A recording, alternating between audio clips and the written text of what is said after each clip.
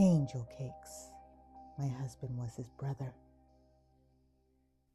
My husband Ashton hasn't spoken to his brother Dale in over a year, not since that thing we don't talk about happened at the barbecue.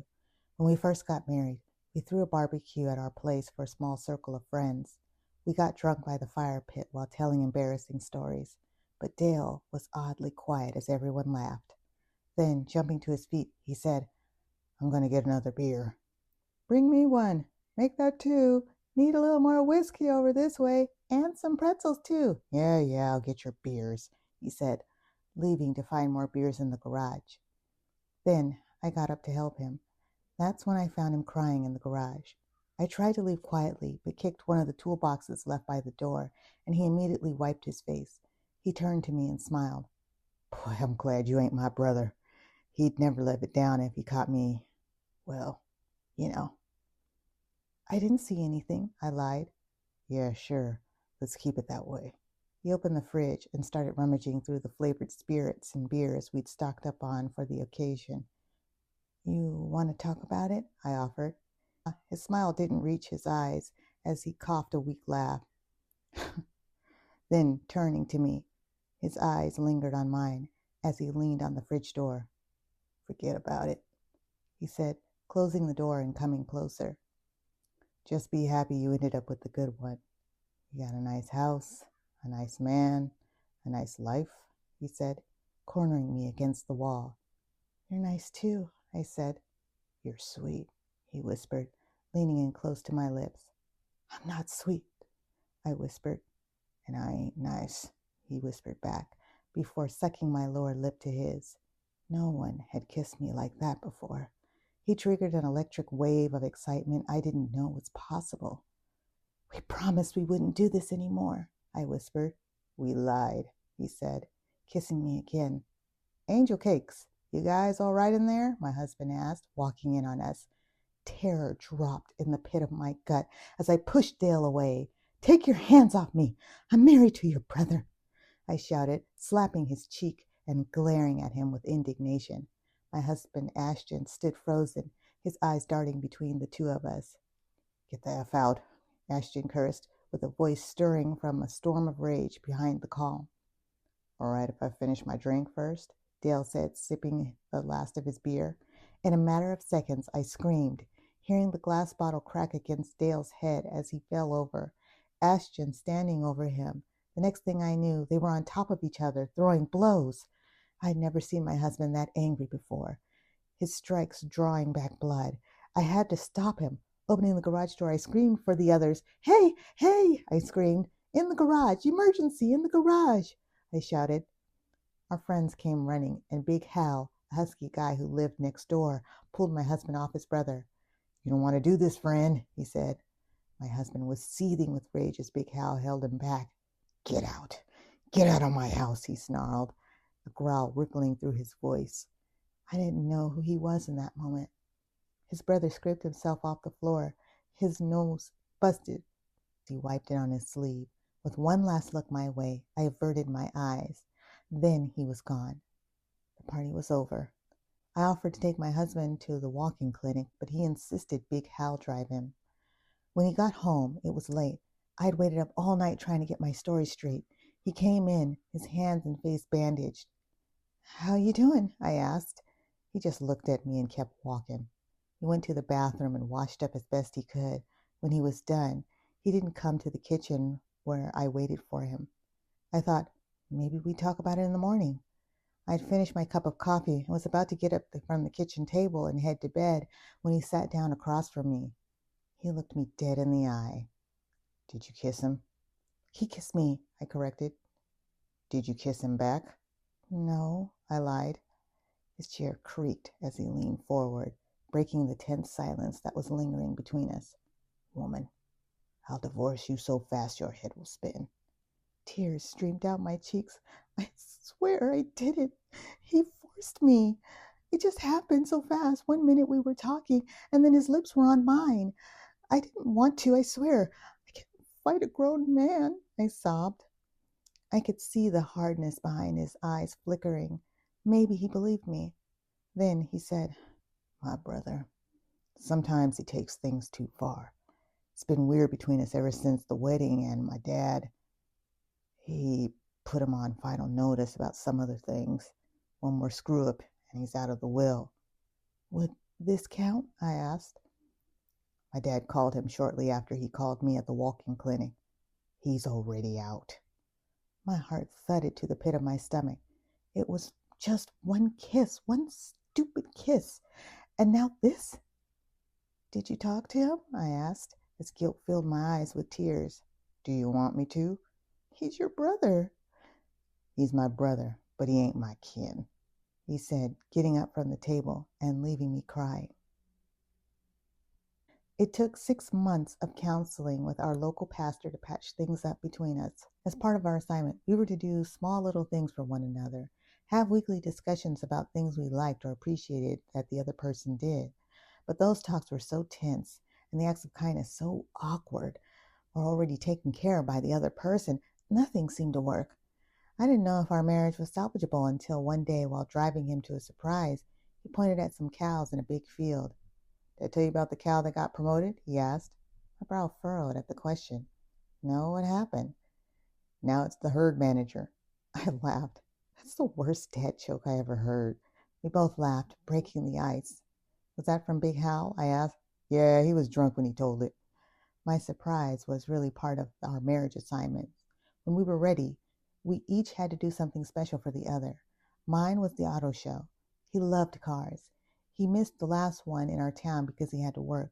So I surprised him with a 3-hour drive to the next showing and even bought him one of those little model cars to add to his collection. He lit up like a kid on Christmas that day.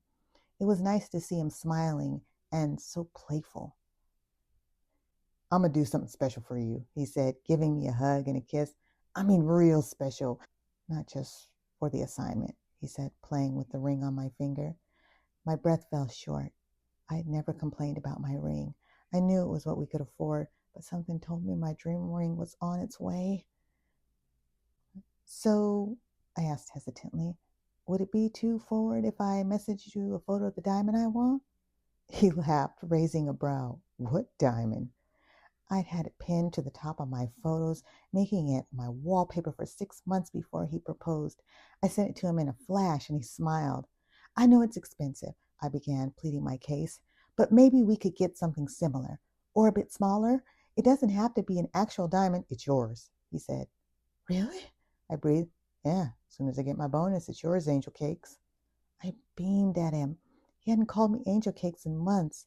Wrapping my arms around him, I gave him the biggest kiss. The next few months, my husband got up extra early, working an hour in advance every day, taking on extra projects and doing everything he could to drum up new contracts with his construction job. His bosses were thrilled with his performance as he buttered them up for his bonus. But when they asked him to take over a really important contract for another project manager, someone who'd gotten injured on the job, he was already spread too thin. That's when we got the phone call. What is it? I asked. My husband stood frozen in the living room long after his phone call ended. Dad's been in an accident.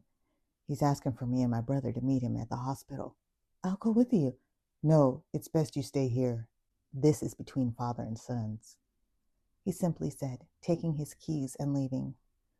I was on pins and needles the rest of the morning. He had to call off work and was gone for hours at the hospital. As worried as I was about his father, his brother sweeping back into our lives had me even more on pins and needles. It'd been nearly a year since they'd spoken, plenty of time for them both to cool down. If they talked, if he told his side of the story, it could ruin everything. Hey, I texted. How's everything going? I asked. We're fine, just talking, he texted back. About what? I asked.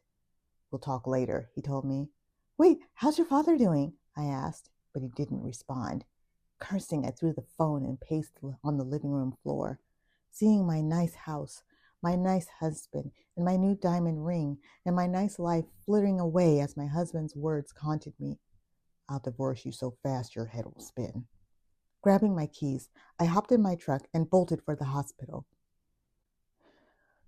It was raining, making the road slippery and difficult to see through the storm. I soared my car into the emergency parking, soaking wet as I ran inside to the nurse's station. I'm here to see Mr. Canfield. Oh, yes, he was brought in a few days ago. A few days ago, I asked. He's in ICU. Are you Kim? I'm his daughter, I lied, leaving the in law part out. Oh, your brother's already here. What about his other brother? I mean, mine. What about my other brother? I have two. I'm sorry, miss. There's only the one in the room right now. Filling out the log, I see only my husband's name at the top of the page. He'd arrived 4 hours ago, but no sign of Dale on the page, and I breathed a little. Taking the name tag, I rode up the elevator to the ICU, fearing, what if Dale had already told him the truth and left?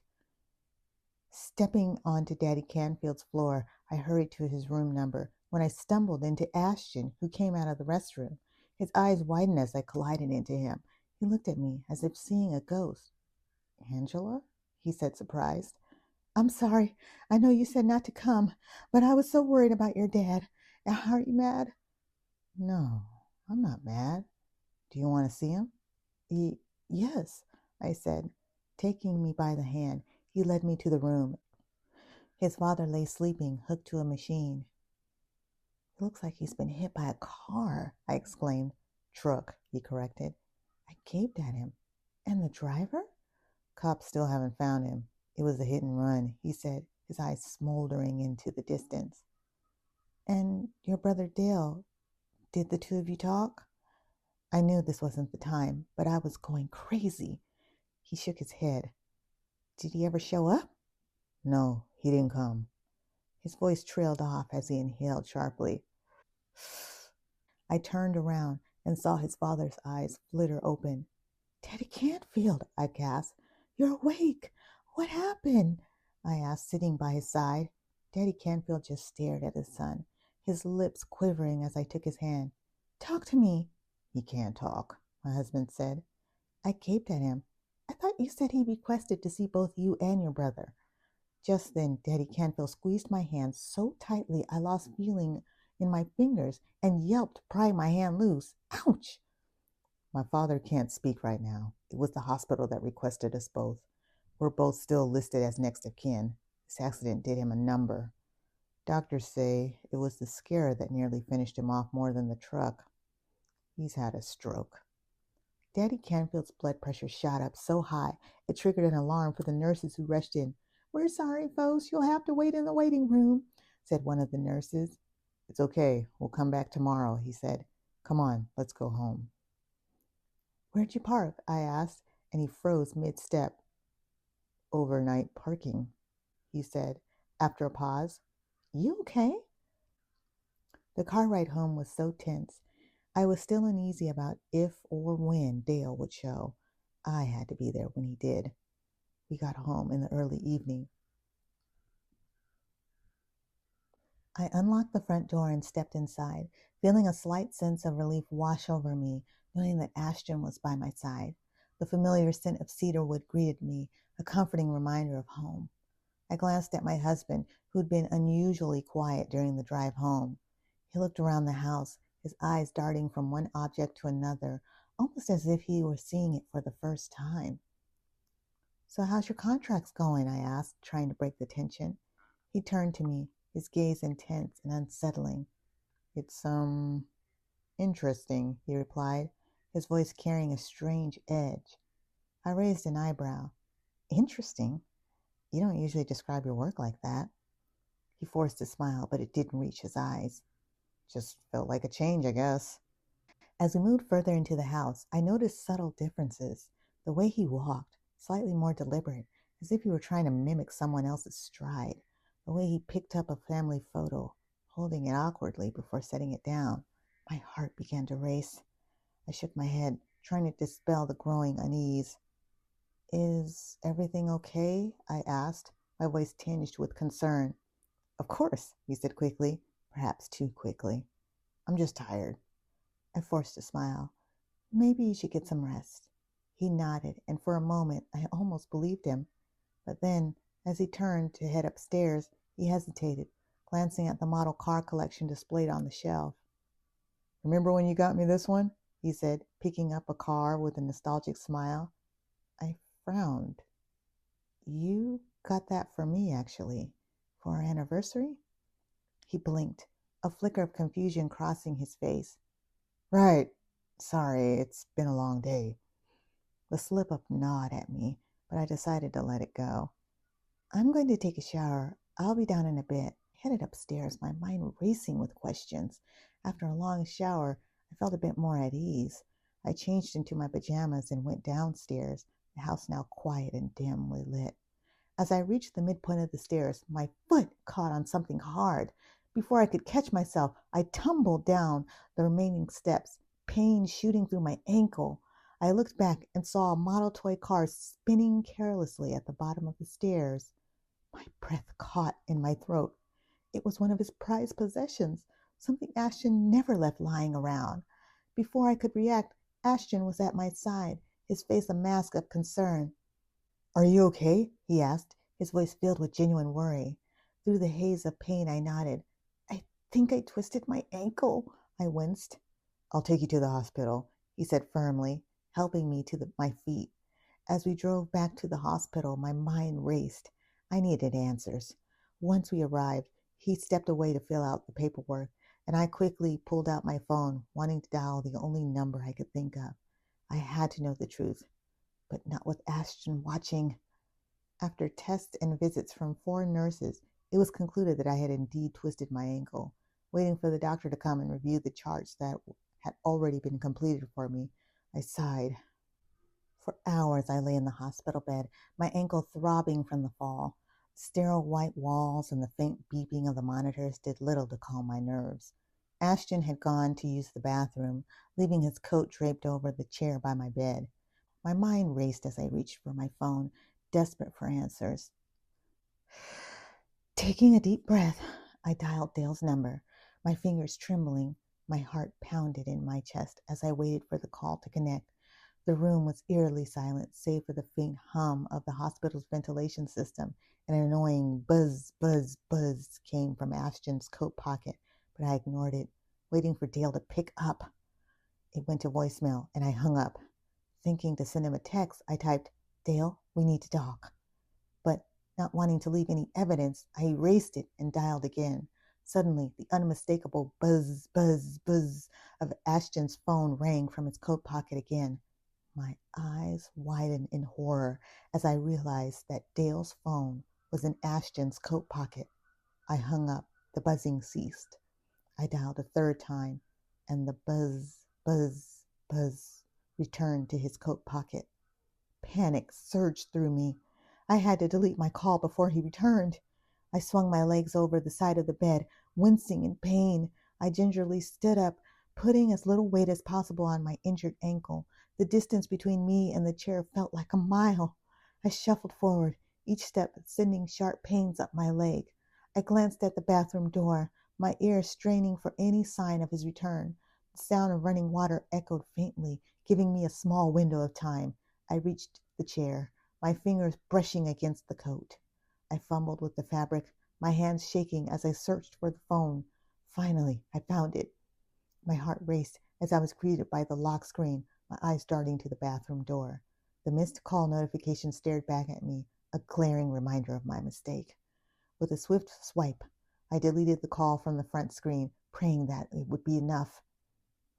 Just as I shoved the phone back into the pocket, I heard the bathroom door creak open. I quickly hobbled back to my bed, my ankle protesting with every step. I barely managed to climb back in and pull the covers over my legs before Ashton returned. He walked in the room, his expression unreadable. How are you feeling? He asked, his voice calm and collected. Better, I lied, forcing a smile. Just waiting for the doctor. He nodded, his eyes scanning the room. My heart pounded in my chest, hoping that he wouldn't notice anything amiss.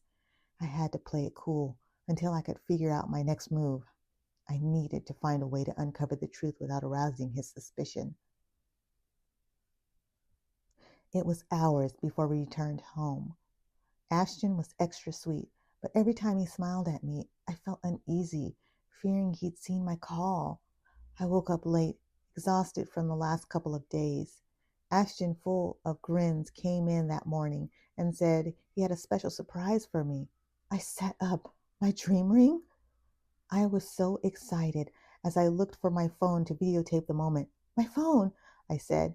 It's in the living room on the charger, he said dismissively. I'll bring it to you, he said, sweeping me up in his arms and carrying me downstairs. I was thinking maybe we could start over. Start over? Since the craziness of yesterday, I wanted to do something special for you. Ashton, I said, breathless. Then he carried me into the backyard patio and sat me on a lawn chair, the grill already cooking some chicken and corn on the cob. Welcome to your patio oasis, he said, as I looked at the decorated streamers hanging above. He lifted my foot on an ottoman and placed a blanket over my lap. It might rain later, but I think we'll be good for a few hours. Oh, I said. I really didn't like barbecues anymore. I sat floored with disappointment as I stared at the grass. Isn't this nice? Ashton said brightly. A nice quiet backyard barbecue just for the two of us. Yeah, it's nice, I said dismissively. He leaned over my shoulder and kissed me on my forehead. Anything for my angel face, he said. What? I asked as he returned to the grill and flipped the chicken. What? He asked. You called me angel face. What, you don't like angel face anymore? No, I said absent-mindedly, blurting, it's angel cakes. I looked up, temporarily lost in my own thoughts, wondering how he could forget the pet name he always called me when he was in a good mood. When I saw him glaring at me with such coldness, my blood froze. He took the lighter fluid and added a little more on the grill. I watched as the chicken flamed on, then simmered down. Shutting the grill lid, he said, So how about I call you Angel Face from time to time? Or is that too much for my princess? He said, waving the lighter fluid around the patio, the stream spilling all over as he talked. I mean, I work hard to give you a good life, don't I? You have a nice car, a nice house, a nice life, and you bee at me about some pet name not being perfect enough for you? He yelled. The lighter fluid streamed onto my blanket, covering my twisted ankle. I looked up at him, so scared I could hardly draw breath. In that moment, I realized I wasn't speaking to my husband. I was speaking to his brother. I had no idea how, but it was Dale. Sure, I stammered, my lips quivering into a smile as I shrugged. It's getting a little chilly out here, I said. I can light the fireplace. No, I said quickly. I just think it'll be warmer in the house. How about I bring you another blanket? He said. Okay, I agreed, wanting to get as far away from him as possible. He went into the house, closing the sliding glass door. Immediately, I reached for my cell. That's when I realized he'd left it on the coffee table. The grill was smoking, and he hadn't come back. Then I heard the side gate tremble, followed by a metal click of a lock. Breathing heavy, I realized he'd locked my exit from the backyard. I turned back to the sliding glass door and saw him on the other side, locking the glass and closing the blinds. No! I screamed as the grill caught fire. Falling out of my chair, I staggered to my good leg and hobbled to the side gate, my foot carrying my entire body weight. I collapsed against the fence, sliding down it as the fire spread across the lighter fluid, and watched my abandoned blanket go up in flames.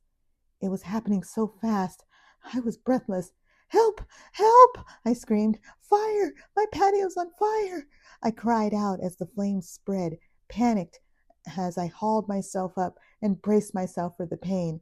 With my injured foot, I kicked hard against the weak hinges and screamed out from the sharp pain that traveled up my ankle. I kicked it a second time, the hinge loosening, and I screamed out again. I kicked a third time, screaming with every aching hit, until Big Hal called out from the other side. Angela, is that you? Help! I screamed. Stand back! Hopping to the side, I watched as the flames took out our grass, crawling its way towards me and the fence. The gates rattled uncontrollably. Then, with a loud bang, Hal broke through, his young son taking my arm over his shoulder and carrying me out of harm's way. Big Hal, holding a fire extinguisher, put the fire out quickly before it completely burned the fence separating his house from mine. Leaning onto his son for support, his father came out with a puzzled frown. Somebody padlocked your gate shut, he said, holding up the broken lock. What's going on, Angela? He asked me when a pair of brights flicked on from down the street. We turned back, seeing my husband, that is, his brother, in his truck, speeding right towards us. Whoa, whoa! Big Hal shouted, waving his arms. Run! I cried as the truck drove onto the sidewalk and aimed straight for us. Scattering to either side, we leapt out of the way as he sped off. Was that your husband? Big Hal breathed. No, that's not him. It sure looked like him. Exactly like him. I know, but I promise you that man was not Ashton. I have to get in the house. I need my phone. We'll help, Big Hal said, helping me back in through the garage left open. I got to the living room, where his son mercifully sat me down on the sofa. My phone, I said, seeing it was still on the coffee table. He handed it to me, then went to the kitchen and got some ice for my leg. The soothing coolness helped me to calm a little bit. I'll call the cops, Big Hal said. No, not yet, I said, wondering how I was going to explain to the police my estranged brother-in-law somehow has my husband's face and tried to kill me. Where are you, Ashton? I whispered, using the Find Me locator. I breathed, seeing the beacon that was Ashton's phone spring to life. My phone buzzed, and the call log showed Dale's name. I gasped, putting him on speaker and motioning for Big Hal to record. He did. Dale Canfield, what did you do with my husband? I demanded. A slow laugh returned on the other end. It was all going to be so perfect. First I take out Dad, then the little wife. Next I watch my brother cry, wah, wah, wah, as I inherit everything in his name. Then I take the final spider out. You're not making sense. Make sense of this. I didn't sit through a year of plastic surgery to get my brother's face for kicks and giggles. I invested my whole life into our family business while Ashton could care less, going his own way. And because he's butthurt over his s'more wife, I get cut loose? This is simply an investment. Only problem is, you all keep surviving. So I'm going to have to move on to plan B before somebody discovers where your precious Ashton is. Don't worry, angel cakes. I'll be back to finish you off soon enough. I've called the cops, I threatened. Then I hope you enjoy your 72-hour lobotomy lockdown. No one's going to believe you. I'll have you declared insane. I can imitate my brother like nobody else. Then, imitating Ashton, he said, Angela, I love you so much, but you're hallucinating. My heart raced as I ended the call. We need to find Ashton, I said, my voice trembling. Big Hal nodded, his face grim. Using the Find Me locator, I saw the beacon that was Ashton's phone. Is that the hospital? I said, showing Big Hal the location. We need to go now, he said, grabbing his car keys. No, it doesn't make sense. I was at the hospital for 2 days. There was no one else there but Daddy Canfield and... Dale, I breathed. What? Big Hal said. Overnight parking. He's going to try to finish them both off. We need to find Ashton's car. We drove through the storm, the rain pounding against the windshield, blinding the road. My mind raced when we arrived at the overnight parking construction. We circled every level until we found Ashton's car parked in a far corner on the 6th floor, the door and trunk wide open. No, I cried as Big Hal skidded to a halt. I hopped out of the car and Big Hal followed me. Be careful, don't get too close, he warned as I opened the door wide and looked in the back seat. It was empty. His cell phone cracked on the floor. My Lord in heaven, Big Hal gasped, seeing liquid dog tranquilizers in the trunk. Wait, look, Big Hal said, seeing a ring dropped nearby. It was my dream ring. Tearing, I tried not to hyperventilate. We need to go down and ask the hospital for help. Cameras, anything. Big Hal drove me down to the main floor. Reaching the nurse's station, I asked the nurse on duty, Excuse me, I was here yesterday. My husband was also here and now he's missing, but his car is here. Have you called the police? No, I'm trying to find him. His name is Ashton Canfield. His brother's name is Dale. I'm sorry, ma'am. You need to call the police. But aren't there cameras in the parking structure? Only in the entrance and exit area. Big Hal! Big Hal stepped forward and said, "Look, let me show you his photo." As he spoke, I panicked, and then the elevators opened, and I recognized the nurse from yesterday. Our eyes meeting as she said, "Oh, Miss Canfield, your brother Dale's here. I'm so sorry to hear both your father and brother are on the same floor." Gasping, I rushed past her into the elevator and shut the doors before the first nurse could stop me. Riding back up to ICU, I had to hurry. I had no idea what Dale was up to, but if Ashton and Daddy Canfield were admitted on the same floor, I knew it was his doing. Hobbling down the hall, my ankle was searing with pain as I struggled to get to the nurse's station. "I'm here to see Dale Canfield," I said awkwardly, wincing in pain. "He's in room 227. Ma'am, would you like a wheelchair?" "Please," I cried. The nurse kindly wheeled one out from a stack by their station. "If you'll wait, we can have someone escort you to the room," she said, but I was already wheeling away. "Wait, miss," she called as I manually spun the wheels as hard as I could, breaking into a sweat as I read the numbers on the doors. 199, 201. 203. I had to hurry. 215, 217, 219. "He'll be comfortable now." "Thank you so much, nurse," a familiar voice called from a room up ahead. I paused, drenched in sweat and catching my breath as the nurse left the room just 4 doors down. Pushing myself, I wheeled forward. 223, 225. Seeing the door ajar, I wheeled in, seeing Dale standing over Ashton's asleep in the bed. "Good night, sweet prince," he sneered, raising a needle to his medication bag. "No!" I screamed as I wheeled forward and threw my entire body over him. Tumbling over Ashton, the ruckus sent a wave of nurses our way. "Don't trust him! He's trying to kill him! That's Dale Canfield! Don't trust him!" I screamed. "My wife is crazy. I was just visiting my brother," Dale cried. But the nurses were having none of it and called security, kicking us out, forcing us to sit in the ICU waiting room with security around us. The police were called. Big Hal played them the recording, followed by the discovery of a needle filled with a fatal dose of dog tranquilizers led to Dale's arrest. Daddy Canfield hadn't been touched yet, and with Dale in jail awaiting his trial, everyone had time to recover. I visited Ashton every day, spending many nights at the hospital. He'd been tranquilized so badly the doctors weren't sure what to expect when he awoke. Then one day, while I rested my head on the side of his bed, I heard a familiar voice say, "Hey there, Angel Cakes." I gasped and sat up. "Ashton," I cried, "you're awake." "It was my brother, Dale. He has my face, wants all the money." "I know. We stopped him," I smiled. "You did?" He smiled. "Well, damn, I'm sorry I missed it." "Ashton," I said, "I don't deserve this," I said, handing him my dream ring. "This is all my fault. Before the wedding—" "I know who I married, Angela. I just figured you chose me over him when we got married, and that was all I wanted." I gaped at him. He knew. He knew the whole time. "Are you mine?" he asked. "I'm yours for life," I whispered. "Then put that ring on," he said. My eyes filled with tears as I slipped my dream ring back on. It was better than nice. It was perfect.